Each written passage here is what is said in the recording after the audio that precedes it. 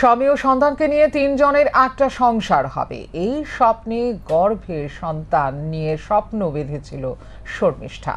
কিন্তু ভাগ্যের নির্মম পরিহাস, সন্তানের মুখ দেখার আগেই মৃত্যুর কাছে হার মেনে গেল শর্মিষ্ঠা। এই বেদনাদায়ক ঘটনাটি ঘটেছে ৬ মাসের গর্ভবতী শর্মিষ্ঠা বণিক নামে এক হতভাগা মায়ের সাথে। শর্মিষ্ঠা পেশায় নার্স ছিলেন।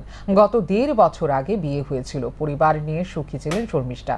ধীরে ধীরে সন্তান নিয়ে স্বপ্ন বাঁধে শর্মিষ্ঠা এবং তাঁর স্বামী শান্তনু চৌধুরী। যথারীতি শর্মিষ্ঠার গর্ভে সন্তান আসে। নিয়মিত চিকিৎসকের পরামর্শ অনুযায়ী ওষুধ খেতেন। গত কয়েকদিন আগে অত্যন্ত শ্বাসকষ্ট হয় শর্মিষ্ঠার। তখন চরিলামের বাসিন্দা শর্মিষ্ঠাকে জিবি হাসপাতালে নিয়ে যায় তার স্বামী শান্তনু চৌধুরী।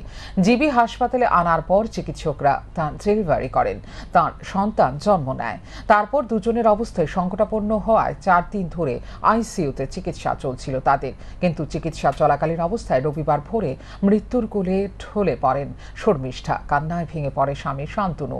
কত স্বপ্ন ছিল সুখের সংসার বাঁধতে, কিন্তু আর বাধা হলো না। মাঝপথেই জীবন সঙ্গিনী ছেড়ে গেল তাকে, রেখে গেল তার দেওয়া বড় উপহার। এই উপহারের জন্য দুজনের অনেক স্বপ্ন ছিল, কিন্তু শেষ পরিণাম এমনটা হবে জানা ছিল না শান্তনুর। কিছুদিন আগে হঠাৎ করে শ্বাসকষ্ট হইতেছিল, তারপরে জীবিতে ভর্তি করানোর ৬ মাসে প্রেগনেন্ট আসতো আমার বৌদি। ৬ মাস ডেলিভারি বাঁচানোর লেগে ডেলিভারিটা করানো হয়েছে। ডেলিভারিটা করানোর পরে দাদা কিছুদিন আইসিইউতে আসলো, তারপরে আজকে সকালে মারা গেছে। বাচ্চারা তো আইসিইউতে আছে। বাচ্চারা তো আইসিইউতে আছে এখন।